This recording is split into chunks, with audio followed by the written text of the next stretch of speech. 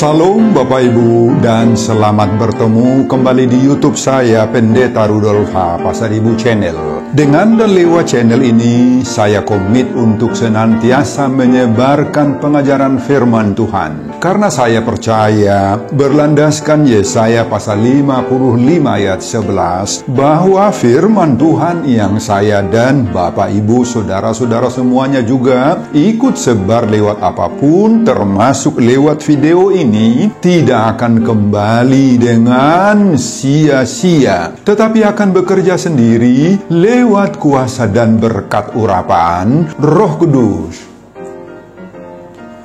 Mari Bapak Ibu saudara-saudara semuanya, saya ajak membantu saya menyebarkan pengajaran firman Tuhan. Khotbah pertangyangan keluarga di Minggu Palmarum 24 Maret 2024 terambil dari Mazmur pasal 72 ayat 1 sampai 11 dan bacaan dari Injil Matius pasal 21 ayat 1 sampai 11. Diikat oleh topik atau tema, lihat Rajamu datang kepadamu. Dalam bahasa Batak Toba dituliskan, Idama naroma rajami manopotho. Sebaca untuk kita simaklah pembacaan firman Tuhan berikut ini. Judul perikop Mazmur 72 ayat 1 sampai 20 adalah doa harapan untuk raja. Khotbah kita dari ayat 1 sampai 11. Dari Salomo, ya Allah, berikanlah hukum-Mu kepada raja dan keadilan-Mu kepada putra raja. Kiranya ia mengadili umat-Mu dengan keadilan dan orang-orang-Mu yang tertindas dengan hukum. Kiranya gunung-gunung membawa damai sejahtera bagi bangsa dan bukit-bukit membawa kebenaran. Kiranya ia memberi keadilan kepada orang-orang yang tertindas dari bangsa itu, menolong orang-orang miskin, tetapi meremukkan pemeras-pemeras. Kiranya lanjut umurnya selama ada matahari, dan selama ada bulan turun-temurun. Kiranya ia seperti hujan yang turun ke atas padang rumput, seperti dirus hujan yang menggenangi bumi. Kiranya keadilan berkembang dalam zamannya dan damai sejahtera berlimpah sampai tidak ada lagi bulan. Kiranya ia memerintah dari laut ke laut, dari sungai Efrat sampai ke ujung bumi. Kiranya penghuni padang belantara berlutut di depannya, dan musuh-musuhnya menjilat debu. Kiranya raja-raja dari Tarsis dan pulau-pulau membawa persembahan-persembahan. Kiranya raja-raja dari Sheba dan Seba menyampaikan upeti. Kiranya semua raja sujud menyembah kepadanya, dan segala bangsa menjadi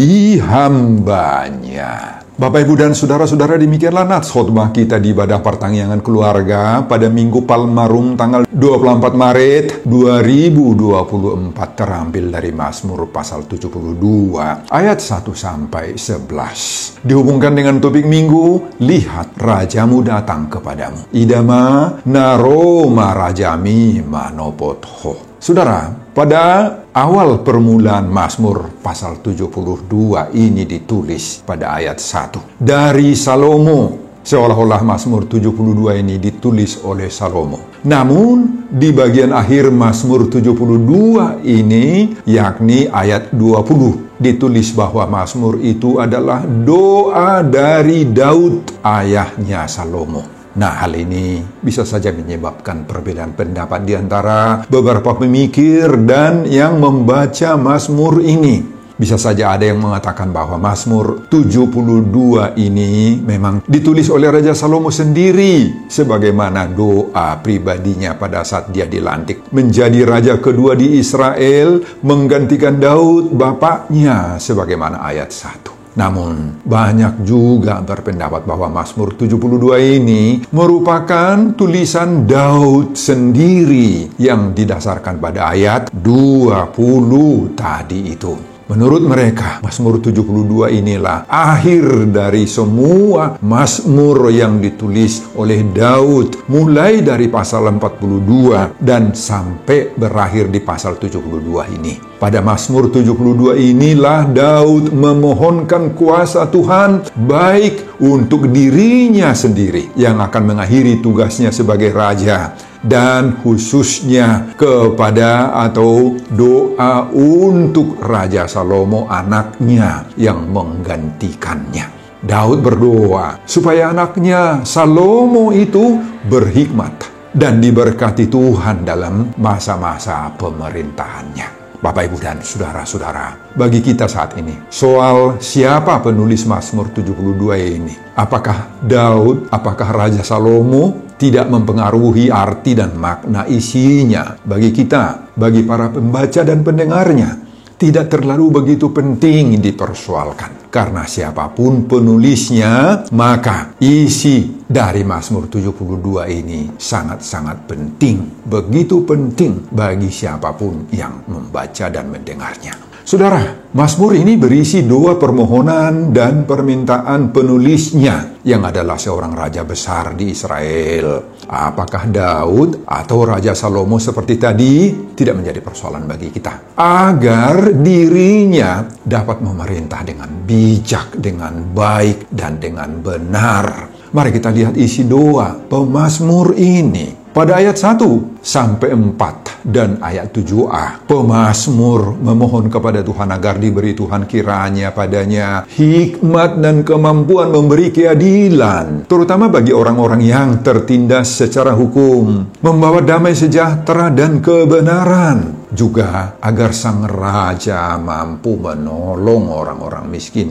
dan meremukkan pemeras-pemeras sehingga keadilan bisa berkembang di seluruh negeri. Pada ayat 5 sampai ayat 7, pemazmur meminta kepada Tuhan diberi umur yang lanjut, yang panjang, yang gambarannya seperti bersinarnya matahari dan bulan. Dan itu berlangsung turun-temurun. Bahkan memohon agar kehadirannya dapat atau bisa seperti hujan yang turun ke atas padang rumput, dan seperti dirus hujan yang menggenangi bumi ini sebagai gambaran penuh berkat, sehingga damai sejahtera akan datang berlimpah-limpah. Pada ayat 8 sampai 11, jika raja berkuasa seperti itu, maka kekuasaannya akan berkembang dari laut ke laut, dari sungai Efrat sampai ke ujung bumi. Bahkan semua orang, termasuk penghuni padang belantara, dimohon oleh pemazmur di sini dalam doanya agar mereka berlutut di hadapannya dan musuh-musuhnya juga menjilat debu. Demikian juga raja-raja dari Tarsis, Sheba dan Seba, serta raja-raja dari pulau-pulau membawa persembahan-persembahan dan upeti sebagai penghormatan mereka kepada sang raja yang diurapi oleh Tuhan itu. Saudara, inilah doa seorang raja yang tulus hati, tulus ikhlas, memohon kepada Tuhan berbagai-bagai kemampuan untuk memerintah umat Allah itu. Dia menyadari bahwa raja yang memerintah di dunia ini adalah perwakilan dari Allah dan yang harus memiliki wibawa khusus dari Allah. Seorang raja yang memimpin harus memiliki sifat karakter Allah di dalam dirinya. Dan ini harus selalu diingat dalam melaksanakan tugas-tugas yang diembannya. Dan untuk itu, maka seorang pemimpin yang baik, dia harus memimpin dengan penuh hikmat. Dan agar mampu memimpin dengan baik serta penuh hikmat itu, maka pemimpin itu harus selalu berhubungan, link dengan Tuhan, dengan Allah. Harus selalu mengandalkan kuasa Allah. Tidak boleh bergantung kepada kemampuan dirinya sendiri. Dan raja yang sempurna seperti itu sudah datang dalam diri Yesus Kristus sebagaimana diserukan topik minggu Palmarum 24 Maret 2024. lihat rajamu datang kepadamu. Idama naroma rajami manopot ho. Nah, Bapak, Ibu, dan saudara-saudara, itulah isi khotbah kita di ibadah pertanggungan keluarga Minggu Palmarum tanggal 24 Maret 2024, terambil dari Mazmur 72 ayat 1 sampai 11. Dihubungkan dengan topik minggu, lihat rajamu datang kepadamu. Idama naroma rajami manopot ho. Apa pengajaran Tuhan bagi kita lewat khotbah ini? Pengajaran pertama, tipe pemimpin ideal yang dikehendaki oleh Tuhan. Bagaimana? Saudara, kalau kita sebut di sini pemimpin, maka yang kita maksudkan dengan pemimpin itu bukan saja menunjuk kepada raja atau kepala pemerintahan, presiden, wakil presiden, para menteri, gubernur, bupati, wali kota, camat, dan lain-lain. Pemimpin yang dimaksud di sini adalah mereka-mereka yang diberi kuasa, mandat, wewenang untuk memimpin berbagai kalangan masyarakat, baik di organisasi, di perkumpulan atau komunitas masyarakat dari tingkat kecil hingga yang tertinggi. Pemimpin juga ada di tengah-tengah kita seperti para guru, pemimpin juga para pendeta dalam bidang kerohanian di dalam gereja, juga pemimpin. Bahkan para orang tua dalam setiap keluarga kita, para orang tua itu adalah pemimpin. Semua mereka itu adalah pemimpin yang diberi Tuhan mandat, yang Tuhan hadirkan di dalam kehidupan kita. Nah, seorang pemimpin yang ideal itu harus bagaimana? Nah, dalam khotbah ini kita temukan pemimpin yang ideal itu harus pemberi atau pembawa hukum, kebenaran, dan keadilan damai sejahtera bagi orang yang dipimpinnya. Pemimpin itu harus pembawa kesejahteraan dan kedamaian bagi orang-orang yang dipimpinnya. Pemimpin itu orang yang tidak sewenang, yang tidak semena-mena dalam menerapkan kuasanya, wewenang yang dimilikinya semenjak dia dinobatkan sebagai pemimpin. Seorang pemimpin yang ideal itu harus mampu berperan seperti hujan yang turun ke padang rumput tadi, menyuburkan tanah-tanah, membuat tanah yang gersang itu menjadi lembut. Dan itu adalah gambaran dari pemimpin yang mampu mengayomi, yang membuat hati hidup dan diri orang yang dipimpinnya itu tenang, hidup dalam damai sejahtera, teduh. Bapak, Ibu, dan saudara-saudara, itulah pemimpin yang ideal. Saudara, semoga semakin bertambah banyak para pemimpin yang ideal seperti ini, Bapak, Ibu. Tidak mudah mendapatkan tipe pemimpin ideal seperti ini. Tidak mudah, Bapak, Ibu. Seorang pemimpin yang ideal itu harus mampu berperan seperti hujan tadi yang turun ke padang rumput, menyuburkan tanah, membuat tanah gersang menjadi lembut. Makanya kita perlu berdoa agar supaya Tuhan memberi pemimpin yang baik, yang memiliki tipe kepemimpinan yang ideal seperti itu. Karena kesejahteraan kita yang dipimpin ini adalah tergantung sepenuhnya kepada tipe seorang pemimpin yang berani menegakkan keadilan dan berani memperjuangkan kepentingan rakyatnya. Kalau rajanya baik, berarti itu akan membawa berkat. Kalau pemimpinnya baik, itu membawa berkat bagi orang-orang yang dipimpinnya. Dan pemimpin ideal seperti ini sudah didahului oleh kedatangan Yesus Kristus. Sebagaimana diserukan topik Minggu Palmarum 24 Maret 2024. Lihat rajamu datang kepadamu. Idama naroma rajami manopot ho. Pengajaran yang kedua, doa besar kuasanya. Dan tetaplah berharap agar doa terrealisir. Saudara, doa-doa permohonan dan permintaan pemazmur dalam pasal 72 ini, baik itu disampaikan oleh Daud bagi anaknya Salomo atau disampaikan oleh Raja Salomo sendiri, semuanya terwujud selama dalam pemerintahan. Selama dalam pemerintahannya Raja Salomo sungguh-sungguh memperjuangkan agar mampu mempraktekkan isi-isi doa ini dalam hukum, dalam peradilan, dalam pemerintahan yang dia jalankan. Doa-doa yang dia panjatkan itu ternyata terrealisir, Bapak Ibu, dalam sikap hidupnya, dalam menjalankan mandat wewenang atau kuasa sebagai raja yang diberikan oleh Tuhan kepadanya. Makanya Raja Salomo sangat-sangat terkenal sebagai seorang raja paling berhikmat, paling sukses dan paling dikagumi oleh rakyatnya, dan juga dikagumi oleh raja-raja lain dari seluruh dunia pada saat itu.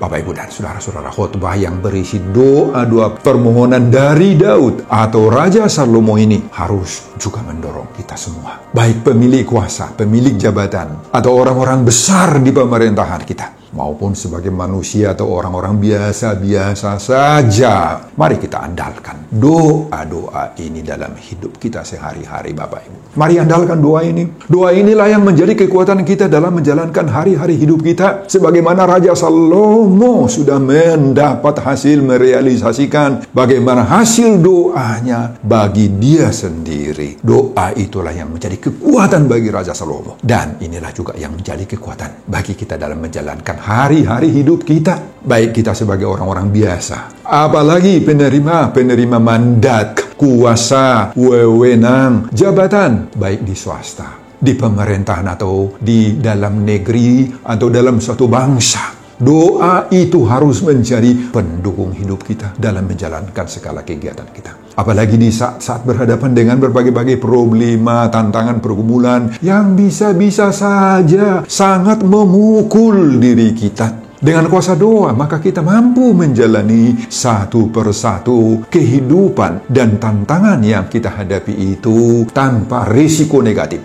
Kita nggak putus asa, Bapak Ibu, nggak dang medilih tadang, nggak jatuh, nggak akan jatuh. Kita terjerembab, dang gadap hita sadengga, tetapi kita bersemangat terus dalam semua hal. Saudara, bagi banyak orang, termasuk bagi para pemimpin-pemimpin, pejabat-pejabat di berbagai instansi, swasta maupun pemerintahan, doa bisa saja hanya tinggal doa saja. Doa hanya permohonan dan permintaan belaka yang ada terselip dalam isi hatinya saja kepada Tuhan disampaikannya. Sesudah berdoa, tidak diingatnya lagi apa yang dia doakan itu.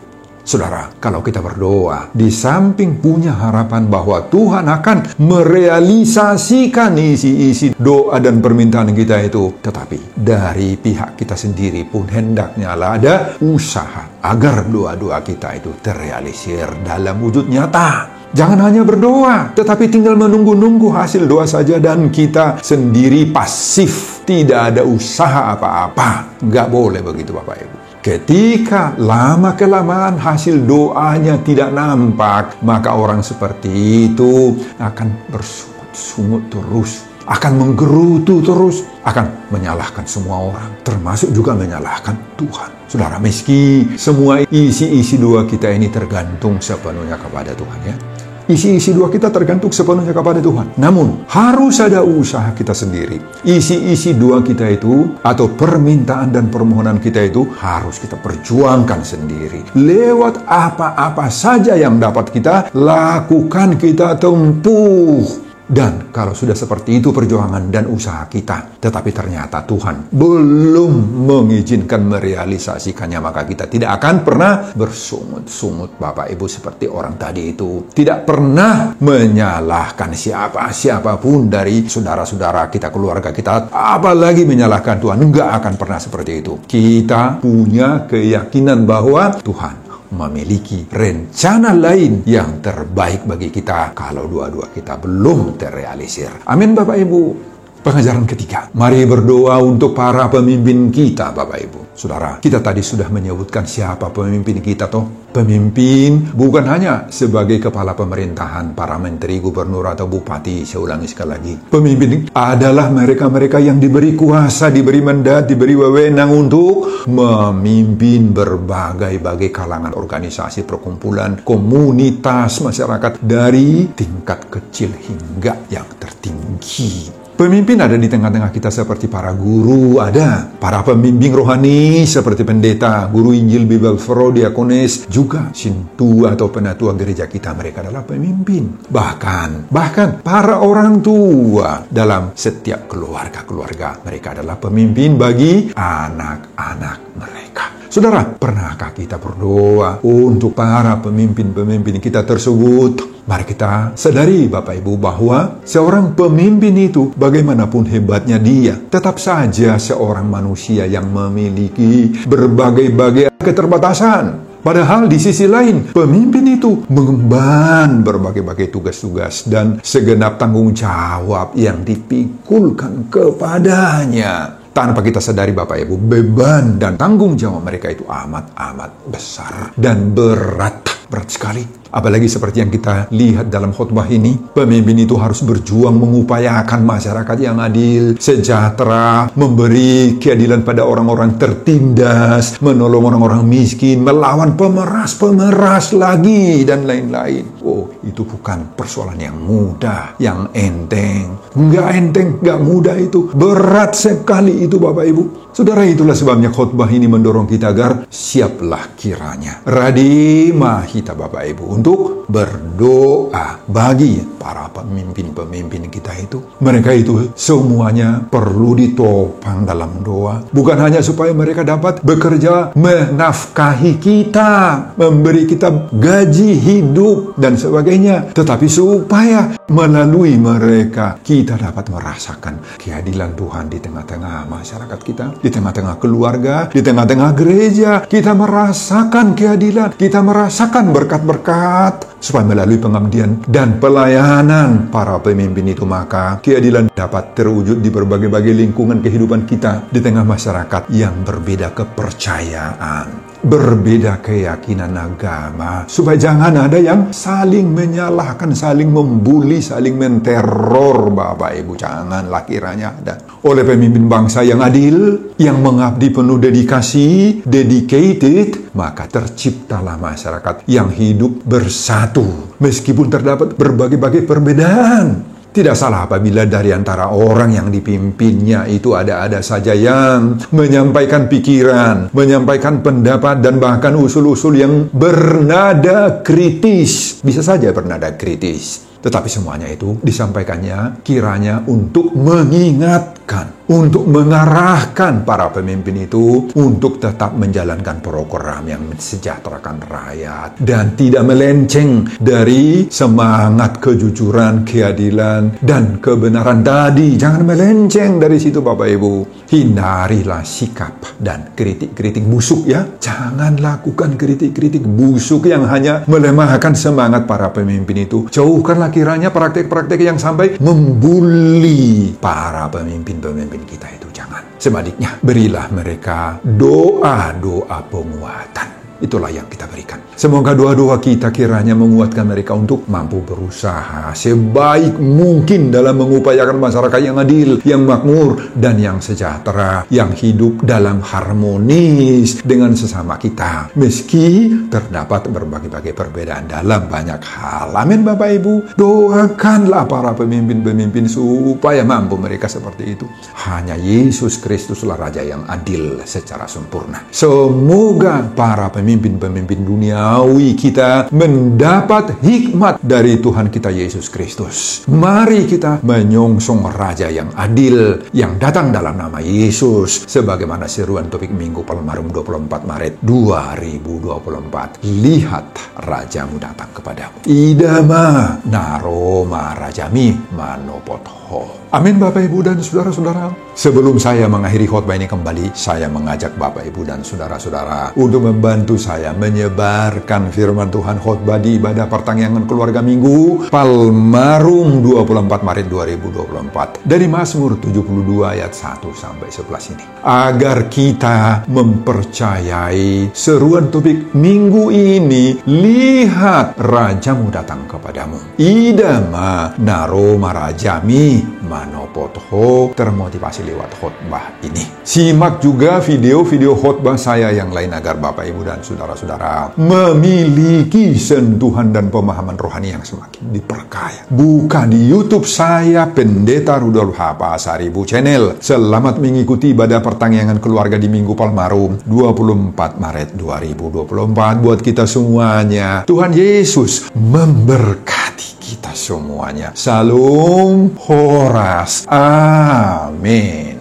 Oh Tuhan Allah Bapa, di dalam nama Yesus Kristus, doa-doa Raja Daud dan Raja Salomo dalam khotbah ini memberikan kepada kami motivasi agar senantiasa kami berdoa untuk mendapatkan pemimpin yang ideal seperti Daud dan Raja Salomo. Pemimpin yang ideal itu hanya datang daripada Tuhan sendiri. Oleh karena itu kami yakin dan percaya, dan saat ini kami berdoa untuk para pemimpin kami, supaya Tuhan kiranya memberi kepada mereka hikmah, kemampuan, dan mereka berdedikasi membawa yang dipimpinnya kepada keadilan, kebenaran, dan kepercayaan kepada Tuhan, bisa menjadi berkat, membawa damai sejahtera dan harapan-harapan bagi rakyat jemaat yang dipimpinnya. Terima kasih Bapa untuk semuanya. Berkati hamba-Mu dalam mempersiapkan khotbah-khotbah berikutnya, dan semuanya ini saya peruntukkan bagi kemuliaan hormat nama Tuhan. Di dalam nama Yesus Kristus saya berdoa. Amin.